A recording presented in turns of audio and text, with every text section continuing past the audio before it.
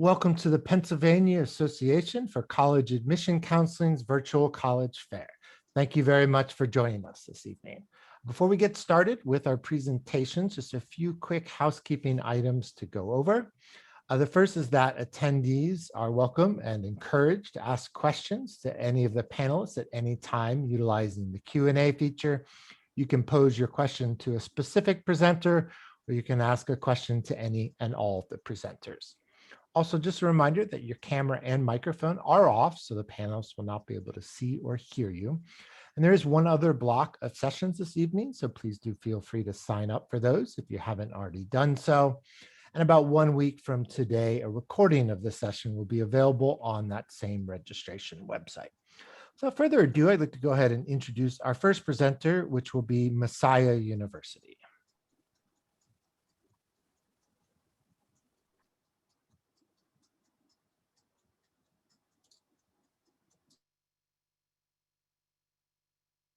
Good evening, everybody. I am very glad that you are joining us tonight, giving you the opportunity to hear a little more about Messiah. Hopefully I can start to answer some questions and help shed some light on what Messiah has to offer, but I recognize that if Messiah ends up being a school you're interested in, this is likely just the start of a conversation. I would encourage you, my email is there and that's my cell phone as well. Feel free to jot that down. I work with students mainly in Western Pennsylvania and then about 30 states west of that as well. And if I'm not the counselor that will end up working with you, I'm happy to connect you with your admissions counselor or just answer any quick questions as well. Messiah University is a Christian liberal arts university looking to intentionally integrate your faith with your academics, your athletics, with all the different things that you're going to get involved in, whether it's music, whether it's clubs, organizations, your residence life, all these different things, integrating that faith piece into that. Messiah's mission is to educate men and women towards maturity of intellect, character, and Christian faith. And one of the things that I always love to emphasize is that that's not three different separate areas that you will have the chance to interact with, but instead that is the opportunity for everything you cross paths with to really develop in different ways. Messiah has about 2,700 students, which is great to be able to offer a lot of different clubs and organizations and areas of studies, while at the same time still providing you small class experience and the opportunity to get involved with things outside of your major. We traditionally have about 80 to 85% of our students who live in residence, and that's through all 4 years. As I mentioned, lots of different opportunities to study in different areas and different disciplines, over 85 different majors and over 100 different ways to integrate majors and minors and concentrations, depending on what you may be interested in. We have small class sizes and a 12-to-1 student to faculty ratio. This means not only do you get to know your professors really well, but they're going to get to know you as more than just a student. So it's not just getting to know Chad, the communications major, but Chad, the communications major who enjoys athletics and board games and all these different things as well. One of the main pieces that a lot of our students love to take advantage of is our study abroad opportunities with their academics.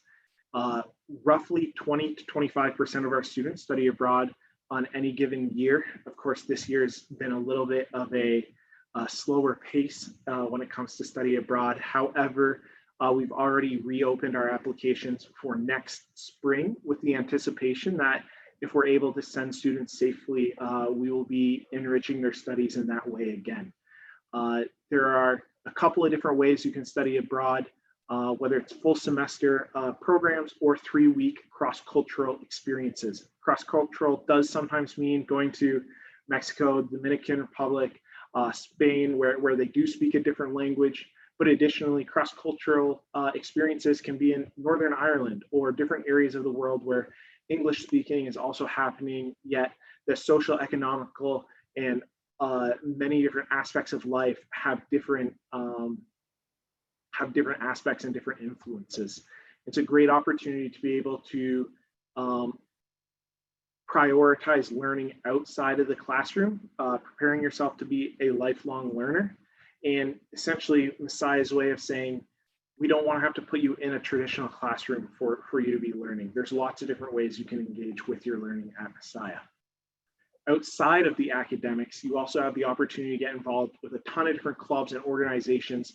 This is, again, what I mentioned previously, that you have the opportunity to, come in and be an engineering major, but still participate in the wind ensemble, or be a nursing major and be part of musical theater.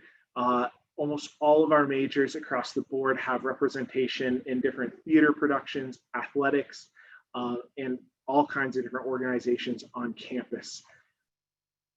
In athletics, we compete in the Mid-Atlantic Conference. Messiah is a Division III school.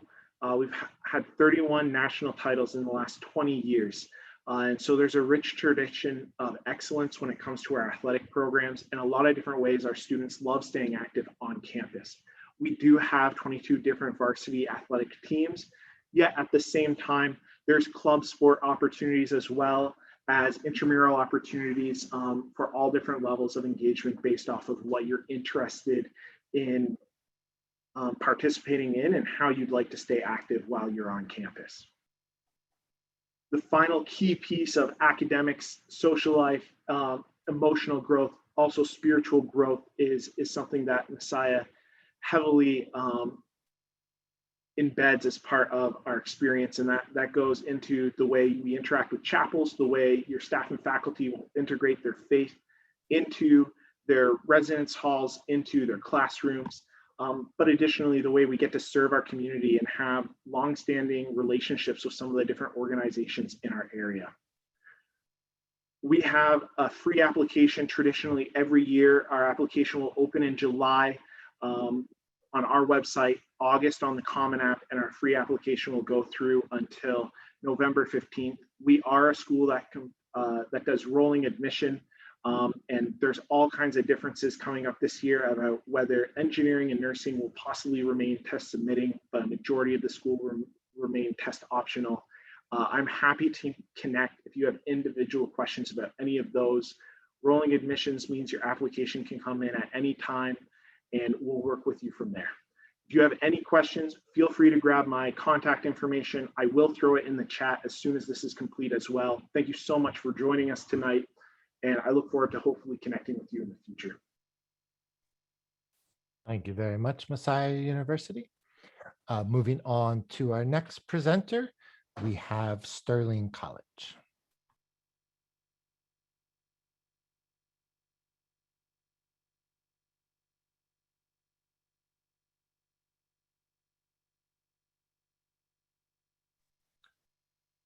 You're on mute.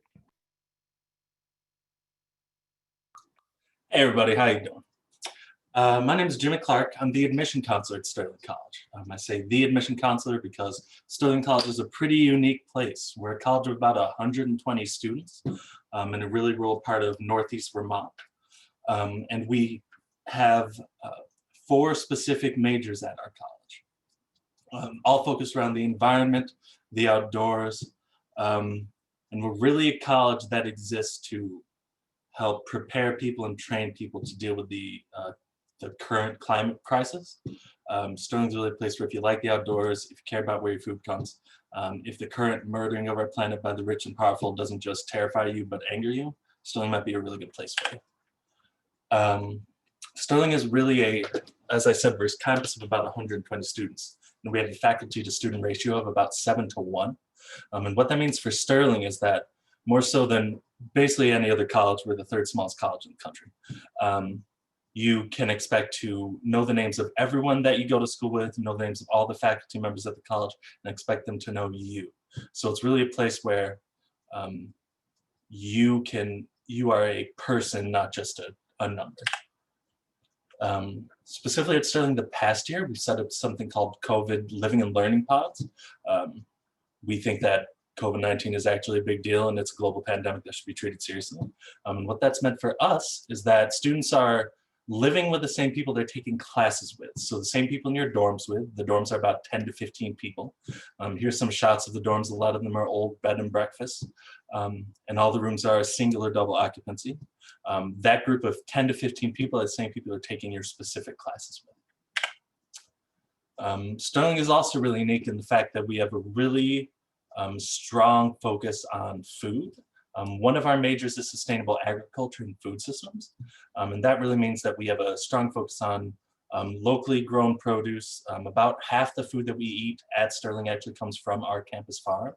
And then 95% of it comes from within 100 miles. You know, the only things that don't come from close by are like oranges, which aren't really grown in, you know, northern Vermont. Sterling is also unique in the fact that we are really, the technical term is experiential learning campus. What that means is that you learn by doing. The amount of that can differ class by class. Just as some examples, we have a course where the first half of the semester in the spring, you'll learn ice climbing. It's part of our outdoor education major. And then the second half of the semester, you'll be whitewater canoeing. And that's basically 100% hands-on, going out to the field, taking a van every day to a local frozen waterfall or river to learn those skills. And then we have some classes that are more 50-50. So a lot of our ecology courses, you'll spend the time in the classroom learning the theory behind the practices that you'll then take into the field to local swamps, rivers, forests, and you'll learn this, you'll put those that knowledge into practice. So you'll learn how to soil test, water test, things like that. Going into our majors. So our first major is sustainable agriculture and food systems. Here, students who go into this major learn about sustainable agriculture and food systems, and they come out of it with the skills to either open their own farm if they're that interested in that, or a lot of our majors in this go on to get master's degrees and then work for local or state governments, you know, managing agriculture in their states. Environmental humanities is another major of ours. This has a lot of different focuses, including the fiber arts. So students will actually, we have sheep on the campus and they'll learn how to shear the sheep, turn that wool into fiber and then make art from that. And they'll also learn how to grow dye plants and then learn how to use natural dyes to dye the art that they're making. We also have focuses on woodworking. We have a really big woodworking studio, as well as things like environmental writing, natural writing, storytelling, things like that. Ecology is another major of ours. So this is really a major that's focused on field ecology. So going out in the field, like I said, and learning how to do the work that students do when they graduate and go on to work for national parks, state parks, federal and local governments. You know, they're really the field ecologists that are making sure the natural world is safe. And finally, we have our outdoor education majors. So the people who are majoring in this go on to be the people who, you know, run summer camps or lead field expeditions or do a wide variety of things. So half of it is learning the skills, like I said. So for example, in this picture, ice climbing, or whitewater canoeing, skiing, mountain climbing. But the other half is learning how to educate. So learning how to lesson plan, learning conflict resolution, learning how to manage a classroom. So it's really that balance that is outdoor education. In addition, Sterling has another unique aspect called Global Field Studies. These are 2-week-long programs that are no additional cost for you, where you'll go to anywhere in the world, really. And all these 2-week-long trips are focused on a specific major. So there's one where they go to the Bahamas and study coastal ecologies. There's one where they go to the mountains of Peru and study food systems, so how they get food up to these really rural mountain towns. Another example is they go to Chiapas, Mexico, and study how farmers in Mexico are trying to maintain Mesoamerican food sovereignty. So basically, they're trying to stop, you know, large ag companies like Monsanto from controlling all the seeds that they grow. And finally, Sterling is a work college. I'm kind of running out of time, so I'm just going to say that basically means that you work on campus 80 hours a semester. You're paid $21.56, and all of that goes into cutting the cost of tuition and board. So thanks then, it was great to talk to you. I'm gonna throw my email in the chat. Feel free to reach out if you have any questions. I have to head out now because our nurse is actually teaching a course on basically overdose management. So I'm gonna learn how to, you know, deliver drugs to keep people who are overdosing safe. But thanks, it was great to talk to all of you. And like I said, feel free to reach out if you have any questions anytime. Great. Thank you very much for joining us, Fairleigh. As we move on to our next presenter, just a reminder to any attendees who recently joined us, please do feel free to send through any questions you may have through the Q&A. But up next is Fairleigh Dickinson University. Thank you so much. Hi, everyone. My name is Megan Troy. I'm an undergraduate admissions counselor at Fairleigh Dickinson University. I primarily work with students that are coming from Pennsylvania, Florida, Georgia, almost all the out-of-state regions that are not New Jersey. We have 2 campuses in New Jersey. One is in Teaneck, New Jersey, about 6 miles from New York City, while the other is in Madison, New Jersey, about 20 miles from New York City, just to give you guys a point of reference. Outside of our 2 campuses in New Jersey, we also have 2 international campuses, which I will talk about a little later in my presentation. We have over 100 options in majors and concentrations. Our students are free to double major if they would like, a major and minor, double minor, however they see fit. You only declare 1 major as you're applying, and once you become a student, you're able to add on. We are considered a medium-sized institution because we have 2 campuses, but we run as a fairly small school. We have a 12-to-1 student to faculty ratio, with the average class size being 20 to 25 students per class. And that can get smaller as you're going on into your program. A little bit about the university as well. We have over 146 active student organizations across our 2 campuses. That can include Greek life, social clubs, interest clubs, but it also can include academic organizations, honor societies, and pre-professional organizations as well. One of the academic benefits at FDU, we do have what we call our Combined Degree Advantage program. This is 43 different academic areas where our students can not only earn their bachelor's degree, but also earn their master's degree as well in only 1 additional academic year. So that's 5 years instead of what would be traditionally 6 years for some of these programs. Students don't have to decide right away if they'd like to be a part of these programs. They have up until the spring semester of their junior year to declare to apply to become a student in the combined degree program.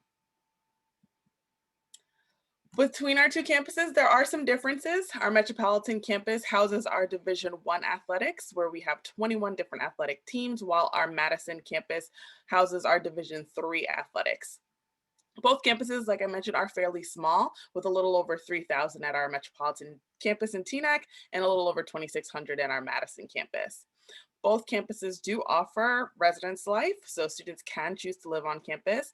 We have just announced that we do have plans to go back to campus this fall, with, of course, some availability for our students to be a little bit more flexible if they need to be, but we are opening back our campus.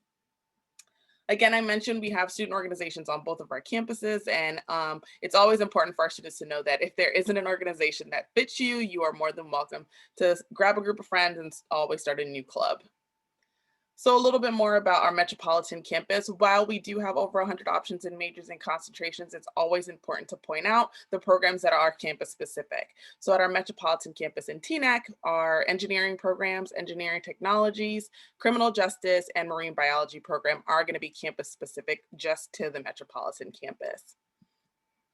Our Florham campus, located in Madison, New Jersey, is a little bit more historic when it comes to the property that we are on. The home that you're looking at is what we call the mansion that used to belong to the Vanderbilt Trombley family.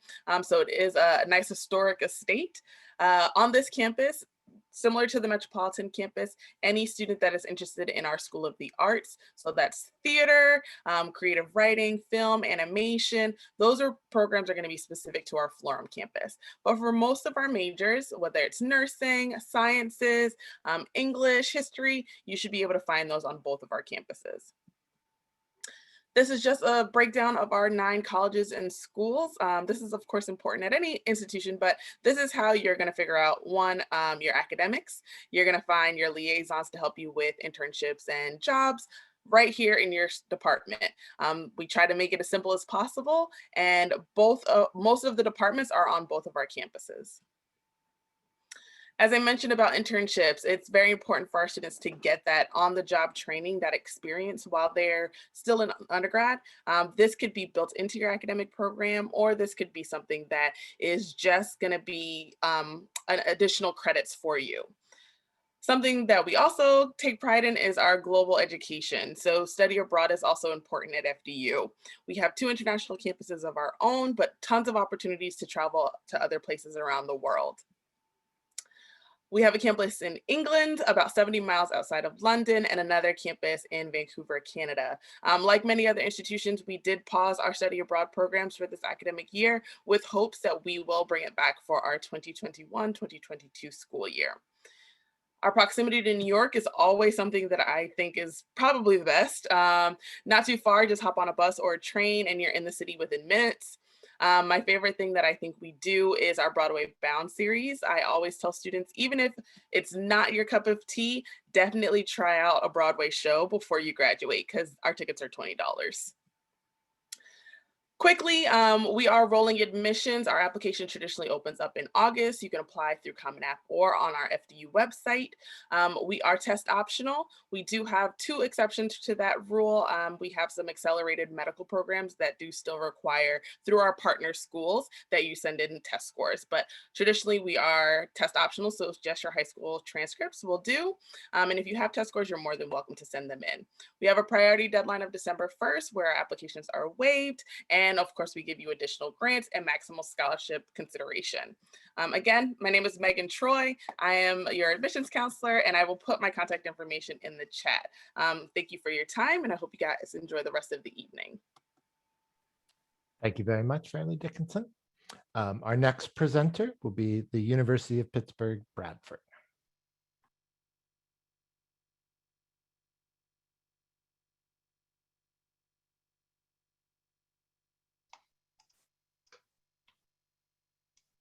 Okay, I think everybody can see that, correct? Yes, we can. Okay, so good evening. My name is Alex. I happen to be the Director of Admissions here at the University of Pittsburgh at Bradford. I'm very happy to be here with you and my colleagues tonight to give you a little information about the Bradford campus at the University of Pittsburgh. Just so folks know, the University of Pittsburgh has 5 different campuses. Our campus happens to be located in Bradford, Pennsylvania, which is in the northwest corner of Pennsylvania. We are about 90 miles from Erie, Pennsylvania, about 90 miles from Buffalo, New York, and we are actually 5 miles from the New York State border. We have roughly about 1,300 undergraduate students, 15-to-1 student faculty ratio. About 19 is our average class size here on campus. 40 different majors and pre-professional programs to choose from. And actually, one of our biggest perks is you will graduate with a University of Pittsburgh diploma. There is no difference between our diploma and the diploma offered in Pittsburgh. It just happens to be in a different location. Our campus with the 1,300 undergraduates, the main campus has about 16,000 undergraduates. So it's quite a difference. I want to talk a little bit about scholarship opportunities because our campus is unique with regard to scholarships for the University of Pittsburgh. Students, our bare minimum for students is a 2.75 with a combined 1030 SAT or a 20 ACT. We are a test optional university at this point, and we plan on being test optional for the foreseeable future. If you do and are able to take an SAT or ACT, we're happy to take them, but everyone has bad days, so we are not necessarily going to use that against you. It will only help you.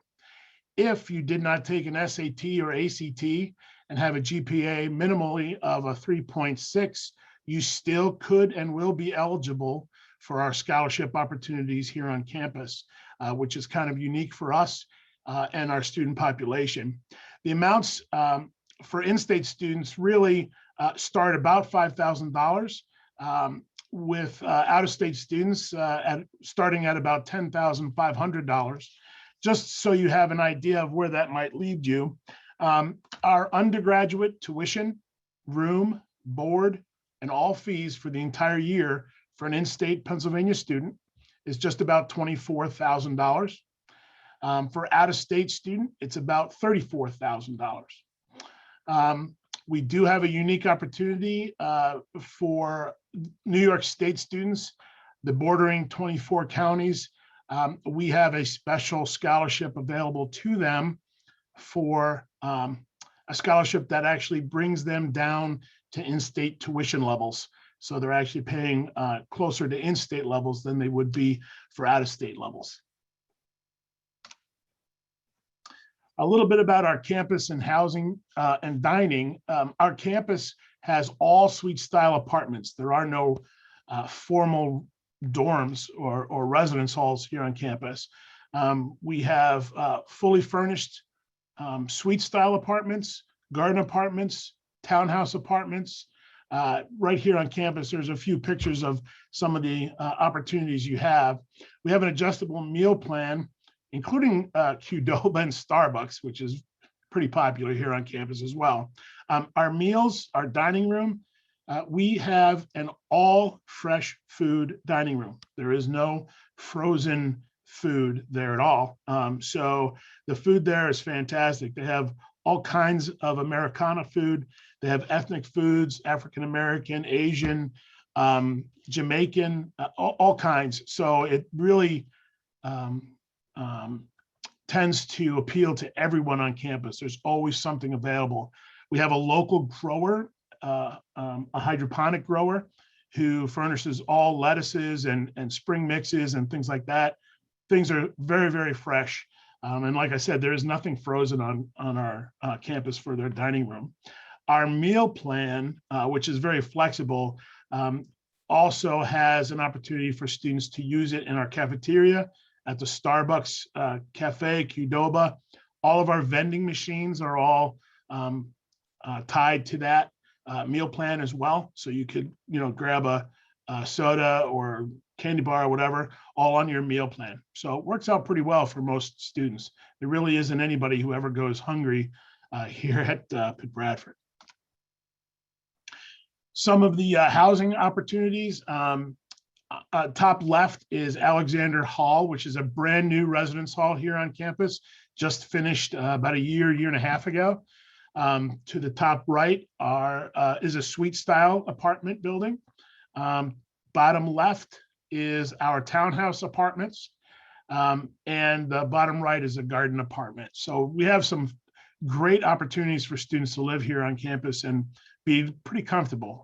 Your apartment is a place where you can kick off your shoes and live, and not necessarily study and live and eat and everything else. It's kind of a special space. We do have 14 NCAA Division III athletic teams, along with 60 clubs and organizations that students can get involved in. Lots of community service opportunities as well available here. And I will put my information in the chat room, but here's some information about Pitt Bradford. But thank you very much for having me tonight, and I wish you a lot of luck. Thank you very much, Pitt Bradford. Up next will be Arizona State University.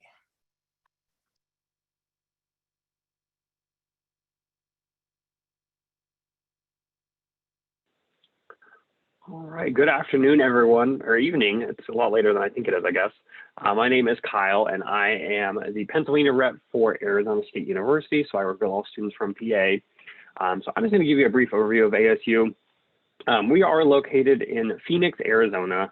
So Phoenix is the 5th largest city in the United States. We are in the 48th state, Arizona. A lot of great opportunities for our students. But our location, of course, is a big selling point for us for several reasons. First of all, being that we are so large, it means we have so many opportunities for our students on and off campus. It also means too that we are in close proximity to other kind of metros as well in terms of size. We always say that Phoenix is the size of a Boston or a San Francisco, but it doesn't necessarily feel that way. So you kind of get the best of both worlds in that sense. What's really unique about us is that we have 4 Metro Phoenix campuses spread across Phoenix. So we are one university in many places. Each campus kind of has its own flavor, and each has kind of different areas that they focus on. And then I'll kind of go through each one of them briefly. Just to give you an idea of what to expect. So when a student applies to ASU, you're just applying to ASU. You don't necessarily apply to each individual campus. You will select a first choice major, and your first choice major will determine where you are housed at. There are a lot of majors that are offered only at one campus, and then there are some majors that are actually offered at only at one particular campus. So sometimes there are multiple, sometimes there's just one.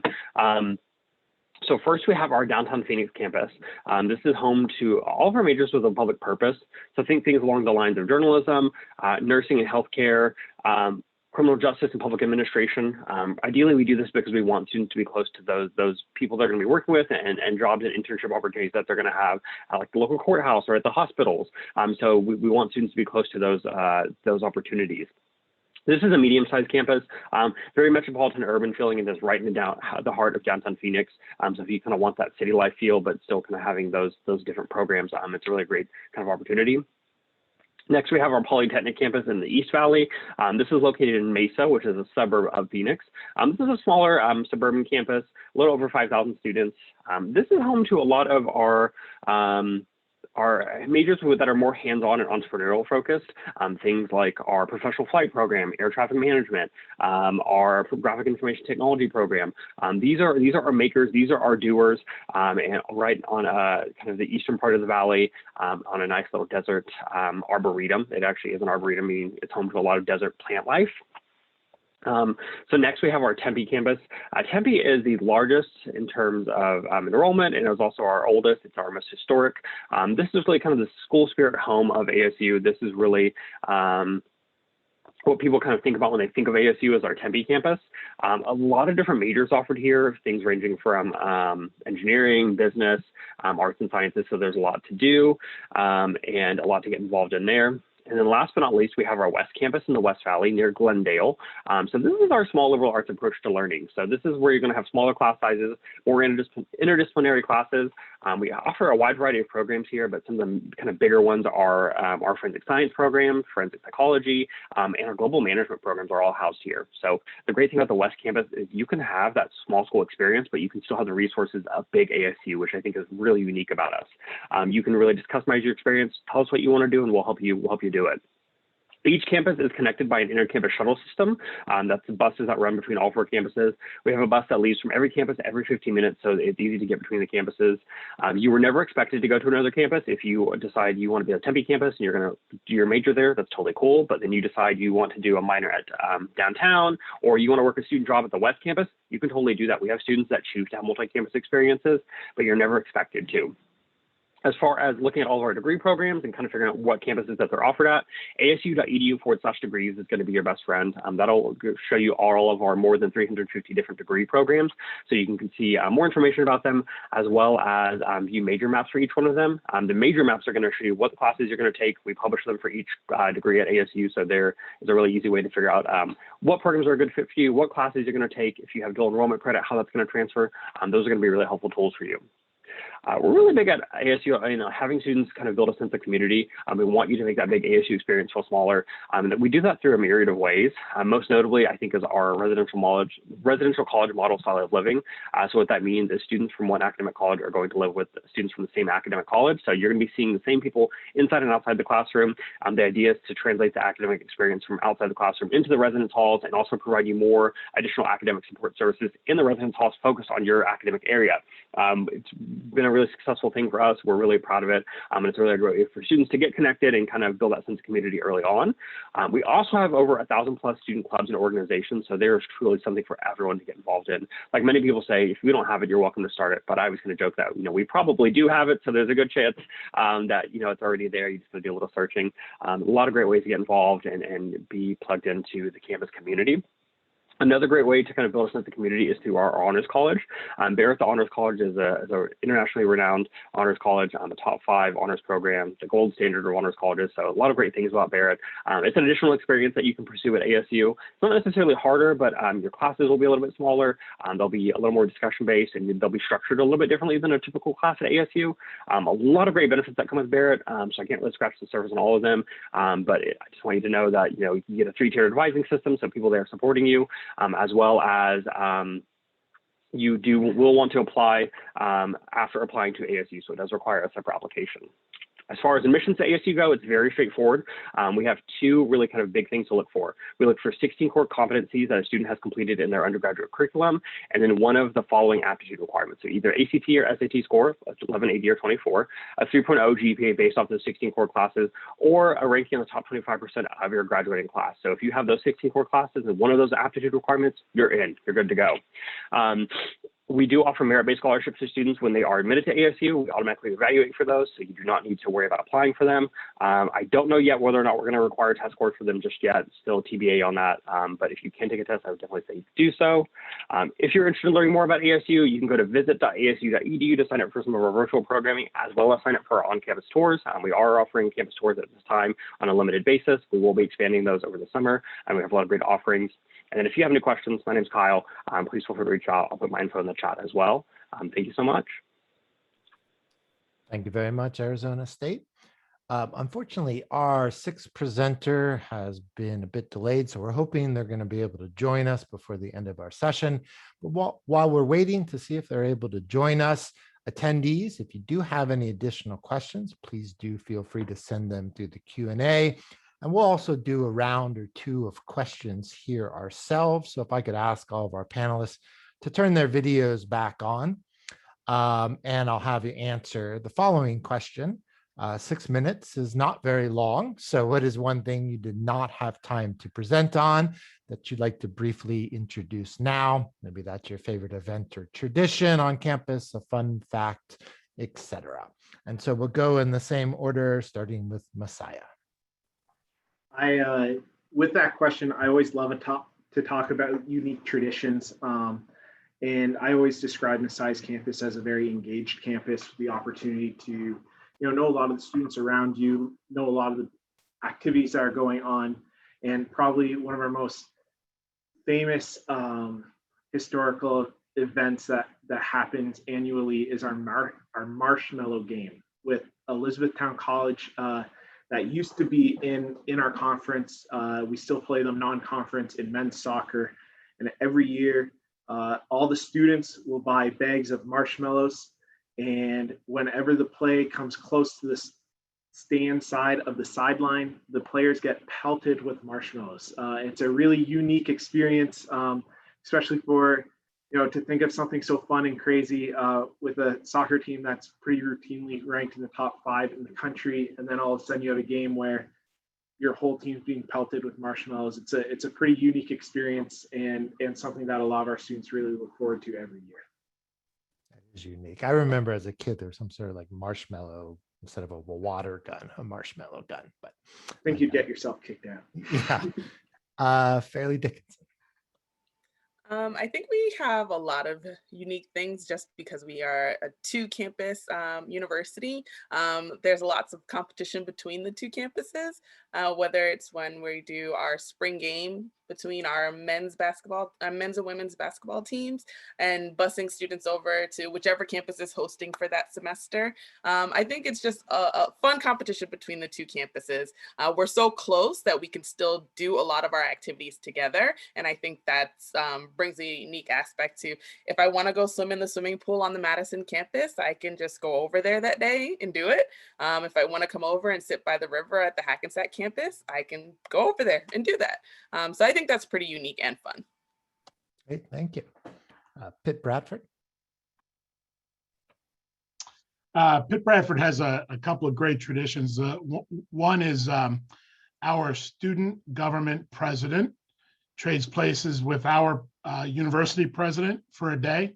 She goes to his or her classes, and then he or she actually will sit up in her office and kind of do the business of the day, which is kind of neat. It definitely gives you a weird perspective of what's going on. But we also have an awesome color run where pretty much everybody on campus participates in the colors of the university, where the president starts it and blasts the first folks with their colors, and all the deans and the faculty and staff, students, they all get together and do a loop and just get covered in powder and color. It's kind of cool. Great, thank you. Arizona State. Yeah, so I kind of like you talked about, being in Phoenix. There's a lot of great things about that. We see a lot of students from the Northeast because of our location. Most of the time, you want to escape the snow. Totally get it. I'm not a fan of snow either. It's pretty, but then like when you have to shovel it, that's not fun. So something that's really cool about us is our Tempe campus. You can see behind me. This is Tempe campus. This is a mountain, so this is right in Tempe. It's a really easy hike. I think it's like back and forth. I think it's like a mile and a half. But you can see behind me, there's a big gold A. I say that, I kind of have to get out of the way, but this is a big gold A. So this is a mountain. You can see it on the Tempe campus. And so at the beginning of every school year, we always encourage our new students to participate, especially, but we will paint the big A white. This is known as Echoes from Buttes. This is to symbolize the beginning of a new school year. It's a really cool tradition that just helps our new students feel like a part of the community because you all hike up there, you listen to music, you paint the A white, and then it stays white until our first football home game. So then it'll get painted yellow again, or gold, sorry, gold. And it's just a really fun tradition that we have every year. And I think that's a great way for you to kind of start feeling that school spirit early on. Great, thank you.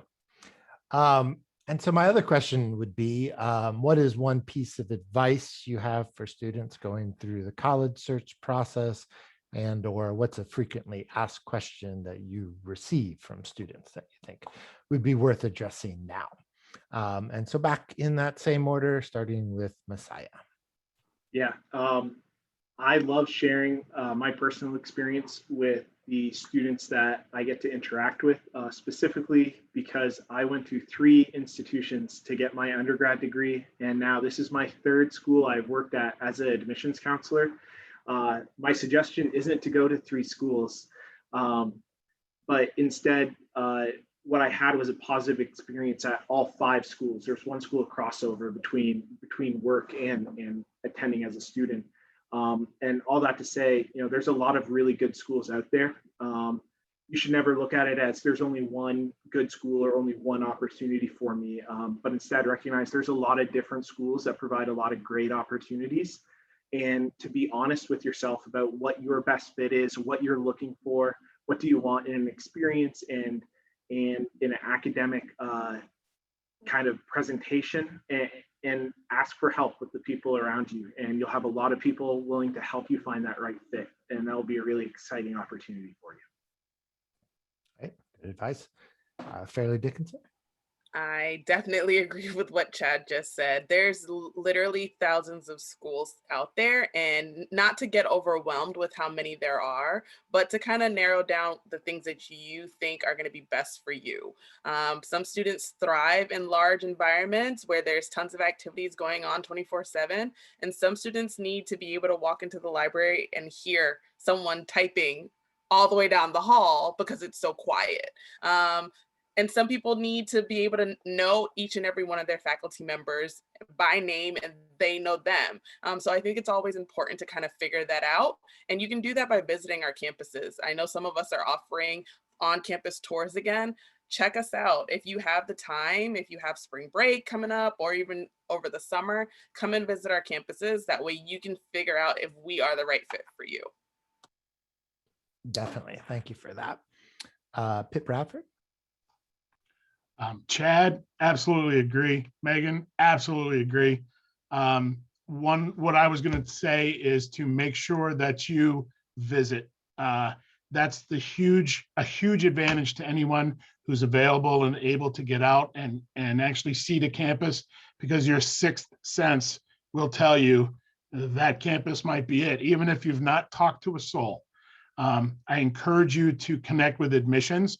Lots of ways you could connect with admissions if you can't physically visit, through virtual visits like we're doing now, phone calls, however, but definitely connect with those campuses that you're thinking about, so you have a feel for at least a connection there, so you have a feel for, the questions can get answered for you that way.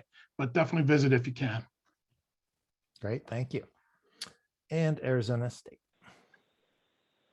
Yeah, so you'll hear us in admissions talk about fit a lot because it really is important. And I always kind of break it down to 3 areas. So there are 3 types of kind of fit you want to consider when you're looking for colleges. You want to look for social fit. am I going to fit in there? Am I going to enjoy my time? Are there students like me there? Can I see myself actually being a student here? That goes in with like the visit and kind of things like that. Academic fit, do they have the programs that I need and want? Are they successful in them? Am I going to get the education that I need? And then the last one is financial fit. A lot of times I see families, students really, that'll have the first two down, but they don't have the third one down. And that is such a big piece of it. Is this a good financial fit for me? Is going into debt going to be worth it? Do I have the funding to pay for this? Have I applied for scholarships to kind of help cover this? And so those three kind of areas, while equal, are all super, super important to kind of have. And really, if you were looking at your colleges and they don't meet all three, then it's probably not the best fit for you. Great, thank you. And thank you to all of our panelists for taking the time to join us, sharing information about your schools and your additional insights. We appreciate that. And certainly thank you to all of our attendees for joining us. Before we do close out this session, we have just a few quick housekeeping items. When you do close this window, you will receive a very quick 4-question survey that we ask you take a minute and complete. Again, there's one other block of sessions this evening, so if you haven't signed up yet for that, please do so. About 1 week from today, a recording of the session will be available on that same registration website. But thank you again to everybody and to all of our students. Good luck in your college search. Have a great evening.